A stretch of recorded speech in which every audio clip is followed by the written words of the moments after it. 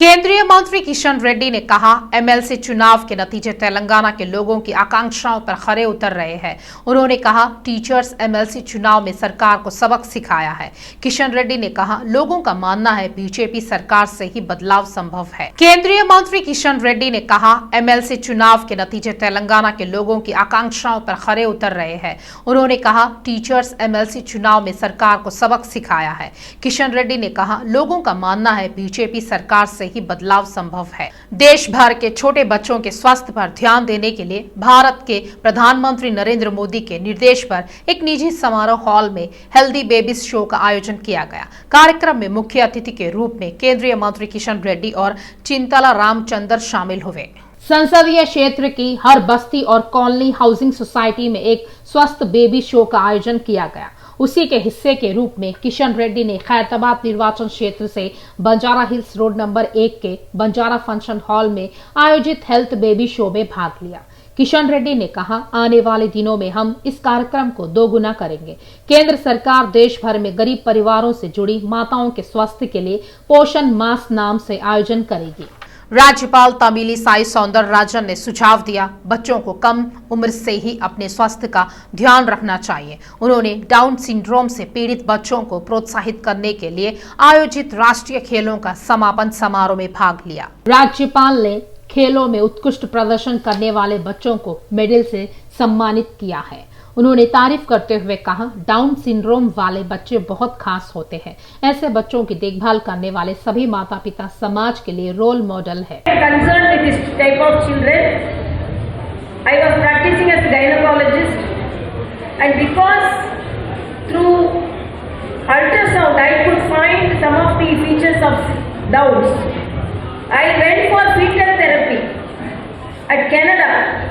to help these type of children. So it is my profession as a gynecologist. I would have practiced as a gynecologist, very lucrative course. But I wanted to correct the chromosomal abnormalities. So I went and selected that specialty and I learned that from Canada and I was practicing and I was a doctor for that at Ramachandra Medical College. TPCC के पूर्व अध्यक्ष पोन्नाला लक्ष्मయ్య ने Delhi police द्वारा कांग्रेस नेता सांसद राहुल गांधी को notice जारी करने की घटना को गलत कहा है। माना जा रहा है केंद्र सरकार के हाथ में दिल्ली पुलिस ने राहुल गांधी को परेशान करने के लिए यह नोटिस जारी किया है। पोन्नाला लक्ष्मయ్య ने कहा, कांग्रेस पार्टी की पहचान त्याग और बलिदान करने वाले पार्टी के तौर पर की जाती है। ऐसे में उन्हें नोटिस भेजना योग्य नहीं है। हालांकि इन नोटिसों से कोई डर नहीं है। भाजपा तेलंगाना राज्य के प्रमुख बंडी संजय ने एक बैठक के दौरान आरोप लगाया है, टीएसपीएससी का पेपर सीमाओं के आदेश पर लीक हुआ है। बीजेपी स्टेट एससी मोर्चा की बैठक नामपल्ली में हुई। बंडी संजय ने पार्टी का झंडा फहराकर बैठक की शुरुआत की। उन्होंने कहा, टीएसपीएससी पेपर लीक मामले में केटीआर को बर्खास्त किया जाने तक उनका आंदोलन नहीं रुकेगा। प्रदर्शन 20 मार्च को सभी विधानसभा क्षेत्र केंद्रों पर प्रातः 10 बजे से दोपहर 1 बजे तक होंगी। उन्होंने कहा, केटीआर को बर्खास्त करने, प्रत्येक बेरोजगार को 1-1 लाख रुपए मुआवजा देने और पेपर लीक मामले की जांच सिटिंग जज से कराने की मांग को लेकर प्रदर्शन किया जाएगा। बंडी संजय ने कहा, टीएसपीएससी पेपर लीक के कारण 30 लाख बेरोजगारों का जीवन प्रभावित हुआ है। मंत्री ने केटीआर पर पेपर लीक मामले में हाथ होने का आरोप लगाया है। उन्होंने कहा, राज्य में कर्मचारियों को वेतन देने की स्थिति नहीं है। केसीआर राज्य में जो हो रहा है उसका जवाब नहीं देंगे। राज्य में मंत्रियों को बोलने तक की आजादी नहीं है। संजय ने कहा, मंत्री केटीआर किसी भी विभाग पर बोलेंगे।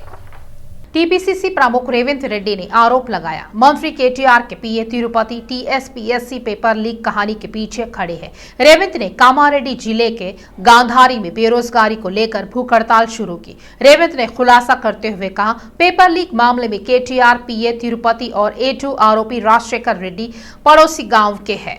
रेवंत ने कहा, केटीआर, पीए तिरुपति ने ही वास्तव में राजशेखर रेड्डी को टीएसपीएससी में नौकरी दी। केटीआर के पीए तिरुपति के सभी करीबी और आरोपी राजशेखर को ग्रुप 1 में सबसे ज्यादा अंक मिले हैं। रेवंत ने मांग की है कि सरकार ग्रुप 1 में 100 से अधिक अंक लाने वाले सभी लोगों के विवरण का खुलासा करे। उन्होंने सवाल किया, केटीआर कैसे कह सकते हैं पेपर लीक में 2 लोग जुड़े हुए हैं। वे केटीआर को बर्खास्त करने के लिए नहीं बल्कि चंचलगुड़ा जेल में डालना चाहते हैं। रेवंत ने टीएसपीएससी में गोपनीय अनुभाग अधिकारी शंकर लक्ष्मी की भूमिका बताने की मांग की है। रेवंत ने आलोचना की, केटीआर द्वारा प्रेस मीट आयोजित करने के बाद ही आरोपियों को हिरासत में लिया गया।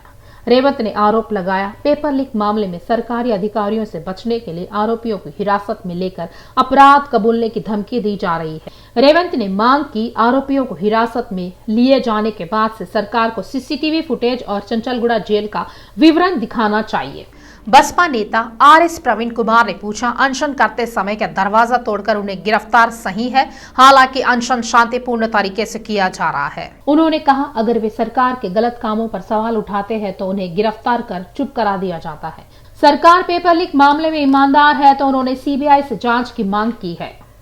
लीक का घोटाला हुई, वो घोटाला और भ्रष्टाचार के खिलाफ हम जो संघर्ष कर रहे हैं, वो संघर्ष के बारे में हम मीडिया को बताने के लिए आज प्रेस कॉन्फ्रेंस लगाया। उसमें हम यही कह रहे कि कल केटीआर जो मिनिस्टर केटीआर आके कल बोला कि सिर्फ 2 लोगों का गलती से पूरा सिस्टम को आप लोग बदनाम कर रहे, वो गलत है करके वो बोला। हम केटीआर को ये सवाल पूछ रहे, 2 लोगों का बल्कि 4 करोड़ तेलंगाना आबादी के बारे में अन्याय हुआ और 30 लाख जो बेरोजगार लोग हैं उसके खिलाफ अन्याय हुआ। तो इसीलिए हम ये मांग रहे, इसमें सीबीआई का जांच मांग रहे, क्योंकि यहाँ का लोकल पुलिस वाले जब सीएम का खानदान के खिलाफ जो एलिगेशन आ रहा है कि आप लोग का भी हाथ है उसमें घोटाला में, तब आपके अंडर जो काम कर रहे पुलिस वाले कौन से हिम्मत से आपका दरवाज़ा तोड़ के अंदर आएंगे, कौन से हिम्मत से आपको पूछताछ करेंगे? वो नामुमकिन है। जब ये चीज़ नामुमकिन है तो उसमें आपका पुलिस वाले आपके खिलाफ जांच नहीं कर सकते। इसीलिए हम ये डिमांड कर रहे हैं कि यहाँ का लोकल पुलिस आपसे आपके पूछताछ नहीं कर सकते, ये अंदर तक नहीं जा सकते, सच कभी भी नहीं निकाल सकते। और इसके पीछे जो ये घोटाला के पीछे जितने भी बड़े बड़े लोग हैं, वो बड़े लोगों का जो रोल है वो कभी भी बाहर नहीं आती। इसीलिए हम सीबीआई का जांच मांग रहे। और कल गवर्नर मैडम को भी मिले, हम गवर्नर मैडम से भी यही गुजारिश किए कि आपका हाथ में पावर है, आप प्रेसिडेंट ऑफ इंडिया से बात करके मैडम ये टीएसपीएससी का ये सीबीआई को जांच के लिए दीजिए और टीएसपीएससी का चेयरमैन को अर्जेंटली सस्पेंड कीजिए करके हमने रिक्वेस्ट किया। और हमारा संघर्ष जारी रहेगा जब तक ये पूरा घोटाला के पूरे सच बाहर नहीं आता, जब तक ये 30 लाख जो बेरोजगार लोग हैं तेलंगाना में, जिसके कुर्बानी की वजह से तेलंगाना आ गई, तो वो लोगों को जब तक इंसाफ नहीं होता तब तक हमारा संघर्ष जारी करेंगे। यही चीज हम आज वाईएसआरटीपी अध्यक्ष शर्मिला ने राजन्ना सिरसिल्ला जिले का दौरा किया। हाल ही में सिरसिल्ला में आत्महत्या करने वाले बेरोजगार नवीन के परिवार से मिलने गई शर्मिला ने कहा, सीएम केसीआर और केटीआर को नवीन की मौत के लिए जिम्मेदार ठहराया जाना चाहिए। उन्होंने आलोचना की, उनकी लापरवाही के कारण राज्य में बेरोजगारी और युवाओं की मौत हो रही है। प्रदेश में 55 लाख युवा बेरोजगार हैं और 9 साल के शासन में सरकार ने कभी भी बेरोजगारों और उनकी समस्याओं की परवाह नहीं की। शर्मिला ने कहा, केसीआर विधानसभा में बैठक के दौरान कहा था, अगर तेलंगाना आता है तो हर घर के एक सदस्य को नौकरी दी जाएगी। उन्होंने कहा वह 88 नौकरियां भरेंगे, लेकिन उन्होंने केवल 26 नौकरियों के लिए अधिसूचना दी और फिर परीक्षा किया, केवल 8 नौकरियां दी। उन्होंने कहा, यह शर्म की बात है। केटीआर आईटी मंत्री है, उनका टीएसपीएससी पेपर लीक से कोई लेना देना नहीं है, ऐसा कहना शर्मनाक है। शर्मिला ने केसीआर को श्वेत पत्र में उल्लेखित 2 लाख नौकरियां देने की चुनौती दी है। राज्य नागरिक आपूर्ति मंत्री गांगुला कमलाकर ने कहा, बीजेपी और कांग्रेस शासित राज्यों में भले ही पेपर लीक हो रहे हो, लेकिन सरकारें और जनप्रतिनिधि इस्तीफा क्यों नहीं दे रहे हैं। उन्होंने विपक्षी नेताओं पर दहशत पैदा कर बेरोजगारों के जीवन से खिलवाड़ करने का आरोप लगाया है। जॉय नाम की एक महिला को वर्ष 2017 में यूपीएससी परीक्षा में नकल करने के आरोप में हैदराबाद में हिरासत में लिया गया था और पूछा, नरेंद्र मोदी सरकार ने उस समय जिम्मेदारी क्यों नहीं ली। उन्होंने गुजरात, कर्नाटक, उत्तर प्रदेश और मध्य प्रदेश में इसकी आलोचना की।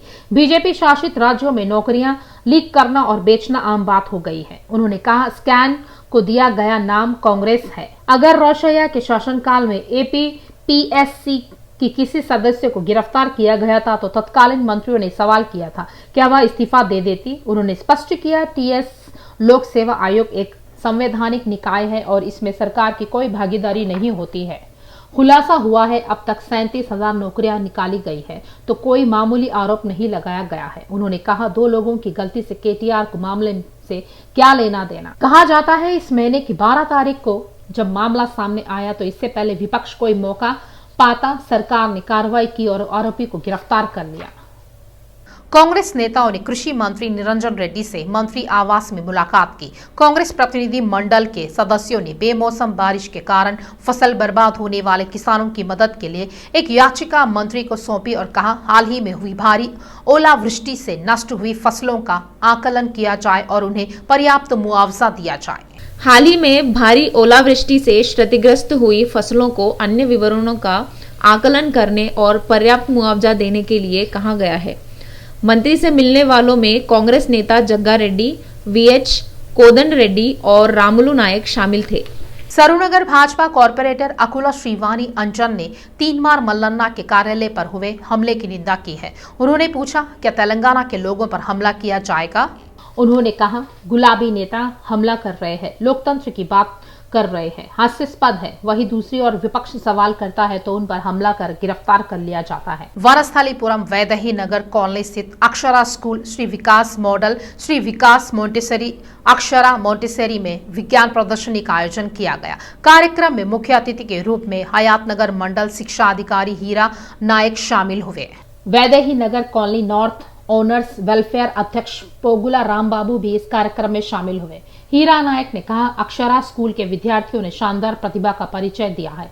ये बच्चे सीखने की दिशा में आगे बढ़ रहे हैं। यह कहा जाता है अक्षरा स्कूल का प्रबंधन वैज्ञानिक दृष्टिकोण विकसित करने के लिए ऐसे कार्यक्रमों में हमेशा अग्रणी रहेगा। बीआरएस एमएलसी कविता बेगमपेट एयरपोर्ट से विशेष विमान से दिल्ली रवाना हो गई है। उनके साथ मंत्री केटीआर और सांसद संतोष भी मौजूद थे। मालूम होता है कि दिल्ली शराब मामले में प्रवर्तन निदेशालय ने एमएलसी कविता को इस महीने की 20 तारीख को व्यक्तिगत रूप से पूछताछ में शामिल होने के लिए नोटिस जारी किया है। क्या आप इस संदर्भ में पूछताछ में शामिल होंगे या पहले की तरह अपना वकील भेजेंगे, यह उत्कंठा बनी हुई है। मालूम होता है कविता ने सुनवाई में शामिल होने के लिए ईडी द्वारा नोटिस जारी किए जाने के खिलाफ सुप्रीम कोर्ट का दरवाजा खटखटाया। एक महिला को पूछताछ के लिए ईडी दफ्तर बुलाए जाने पर आपत्ति जताते हुए याचिका दायर की गई। कविता ने कहा उन्हें दिए गए नोटिस में उन्होंने कहा वे दूसरों के साथ मिलकर जांच करेंगे, लेकिन उन्होंने ऐसा नहीं किया। याचिका पर सुनवाई करने वाली सीजेआई की बेंच ने अंतरिम आदेश देने और इस पर तुरंत सुनवाई करने से इनकार कर दिया। यह स्पष्ट किया गया है दलीलें इसी महीने की 24 तारीख को सुनी जाएगी। कविता इस महीने की 16 तारीख को ईडी की सुनवाई में शामिल नहीं हुई क्योंकि याचिका सुप्रीम कोर्ट में लंबित है। इसके साथ ही ईडी ने कविता को नोटिस जारी कर सुप्रीम कोर्ट के फैसले से पहले व्यक्तिगत रूप से सुनवाई में शामिल होने को कहा है। विशाखापट्टनम में ऑस्ट्रेलिया के खिलाफ दूसरे वनडे में टीम इंडिया को 10 विकेट से हराकर सामना करना पड़ा। पहले बल्लेबाजी करते हुए भारत की 26 ओवर में 117 रन पर आउट कर दिया गया, जबकि ऑस्ट्रेलियाई टीम ने 11 ओवर में लक्ष्य का पीछा किया। टीम इंडिया के गेंदबाज कम से कम 1 विकेट लेने में नाकाम रहे। ऑस्ट्रेलियाई ओपनर मिचेल मार्श ने विशाखापट्टनम के पिच पर शिवतांडव मचा दिया, जहां भारी भरकम बल्लेबाज लड़खड़ाए। वहीं इस अजानुबाहु ने बाउंड्रियां बरसाई। मार्श ने 36 गेंदों में 6 चौकों और 6 छक्कों की मदद से नाबाद 66 रन बनाए। दूसरे छोर पर ट्रेविस हेड ने भी अर्धशतक जमाया। हेड ने 30 गेंदों पर 10 चौकों की मदद से 51 रन बनाए। इस जीत के साथ ही ऑस्ट्रेलिया ने 3 वनडे मैचों की सीरीज 1-1 से बराबर कर ली। आखिरी तीसरा वनडे इस महीने की 22 तारीख को चेन्नई में होगा। पता नहीं शोला कब और कैसे भड़क जाए, पलक झपकते ही शोले भड़क उठते हैं। सिकंदराबाद में पिछले 6 महीने के अंतराल में 3 बड़ी अग्नि दुर्घटनाएं हुई जो अपने पीछे एक बड़ी त्रासदी छोड़ गई है।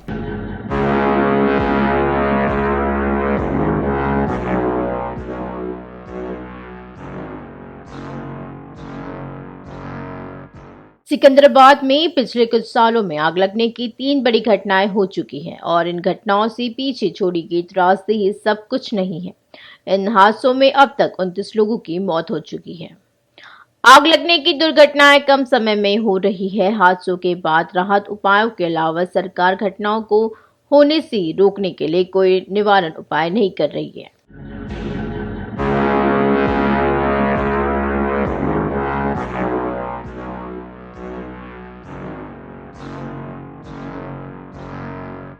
डेक्कन स्पोर्ट्स निटवियर कॉम्प्लेक्स के तहखाने में दुकान से लगी आग से कोहराम मच गया है और कुछ ही मिनटों में आग 3 तरफ से फैल गई और 5 मंजिल तक फैल गई है। सुबह 11 बजे से रात 11 बजे तक जब तक 120 दमकल अधिकारियों व कर्मचारियों ने अथक प्रयास किया तब जाकर आग पर काबू पाया जा सका। जैसे ही आग अगल बगल की इमारतों में फैली 20 से अधिक दमकल गाड़ियों को एक ही समय में कड़ी मशक्कत करनी पड़ी है। आखिर में सपोर्ट स्टाफ के भी होश उड़ गए। इस हादसे में 3 लोगों के जिंदा जल जाने के कारण उनकी हड्डियां तक नहीं मिली है। व्यावसायिक परिसर में हादसे के कारण आसपास की कॉलोनियों को खाली कराना पड़ा है।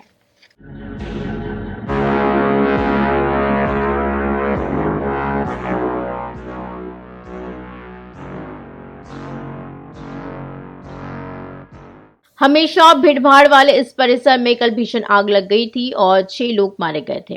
कपड़ों की दुकानों, कंप्यूटर संस्थानों और कॉल सेंटरों और अन्य सरकारी और निजी कार्यालय से खचाखच भरी इस इमारत में आग लग गई।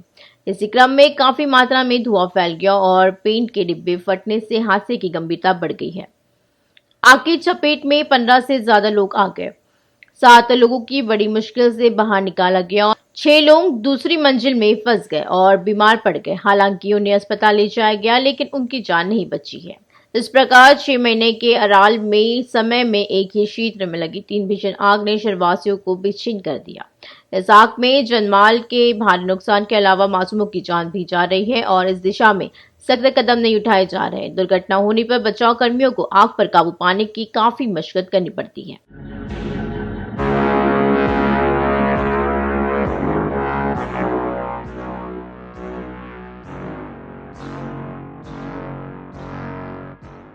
नियमों का उल्लंघन कर खतरनाक स्थिति में कारोबार भले ही चल रहा हो लेकिन अधिकारी सख्त कार्रवाई करने में विफल हो रहे हैं।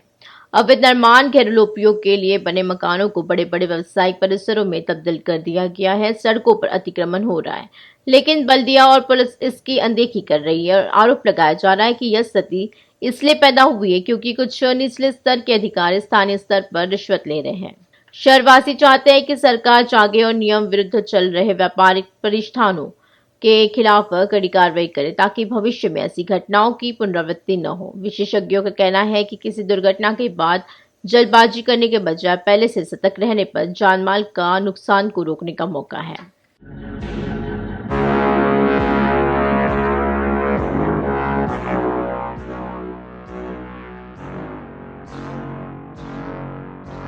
तेलंगाना में सत्ता के लिए काम कर रहे बीजेपी नेताओं में मतभेद उभर कर सामने आने लगे हैं। हालांकि मतभेद की आग धीरे धीरे सुलग रही है लेकिन कविता को लेकर बंडी संजय द्वारा दिए गए बयान के बाद यह अचानक फूटकर सामने आया। अब पार्टी के नेता ही प्रदेश अध्यक्ष बंडी संजय की आलोचना करने लगे हैं।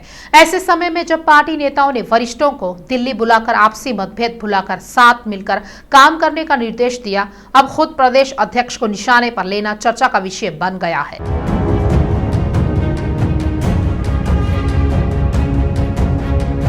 भाजपा जो कहती है कि वे तेलंगाना में सत्तारूढ़ पार्टी बीआरएस के विकल्प है, इस बात को जन जन तक ले जाने की कोशिश कर रही है। सत्ता पक्ष की विफलताओं को विपक्ष उजागर करने में लगा हुआ है।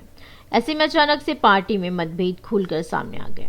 निजामाबाद के सांसद धर्मपुरी अरविंद ने महिला दिवस पर पार्टी के राष्ट्रीय कार्यालय में आयोजित एक कार्यक्रम में एमएलसी कविता पर बंडी संजय की टिप्पणियों को गलत बताया है।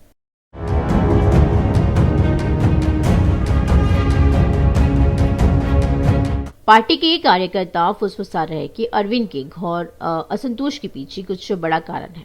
पहले बड़ी संजय और अरविंद के बीच कोई गलतफहमियां नहीं थी। पार्टी सूत्रों का कहना है कि हाल ही में दोनों के बीच निजामाबाद जिले में एक नेता को पार्टी में शामिल किए जाने के मुद्दे को लेकर दोनों नेताओं के मत के बीच मतभेद उभर कर सामने आया है। भाजपा में शामिल होने के इच्छुक एक नेता को अरविंद के लगातार रोकने की कोशिश कर रही है। चर्चा है कि अरविंद को यह बात रास नहीं आ रही है कि अन्य दलों के नेता जो भाजपा में शामिल होना चाहते हैं वे बंडी संजय के संपर्क में हैं।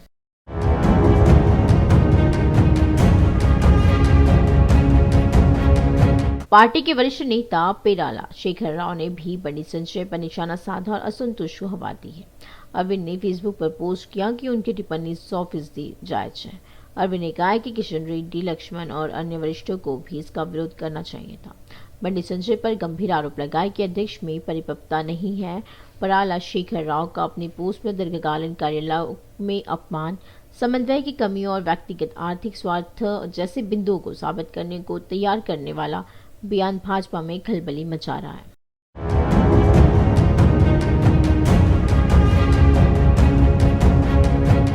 दूसरी ओर कई नेता जो बड़ी संजय का समर्थन कर रहे हैं। विजय शांति ने कहा कि अगर कोई भाजपा नेता पार्टी की बैठकों में अध्यक्ष की टिप्पणी पर प्रतिक्रियाएं देता है तो यह आंतरिक मामला है।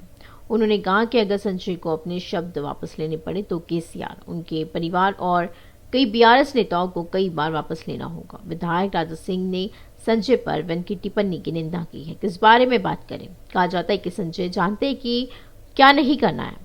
राजा सिंह ने कहा है कि मीडिया का सामने आकर अरविंद की टिप्पणी करना गलत है।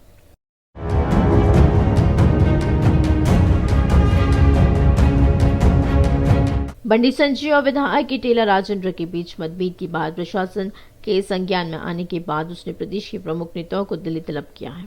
राष्ट्रीय अध्यक्ष जेपी नड्डा और केंद्रीय गृह मंत्री अमित शाह ने निर्देश दिया कि तेलंगाना के पास सत्ता में आने का दूसरा मौका है। क्या नेतागण पार्टी नेताओं के आदेश पर साथ आएंगे और आगे बढ़ेंगे? ऐसे समय में जब सांसद अरविंद और पराला शेखर राव बेसब्री से इंतजार कर रहे हैं। पराला शेखर राव के संतोष ने राजनीतिक हलकों में खौफ पैदा कर दिया। पार्टी सूत्रों का कहना है कि बंडी संजय अरविंद इस पर शिकायत के लिए दिल्ली गए थे।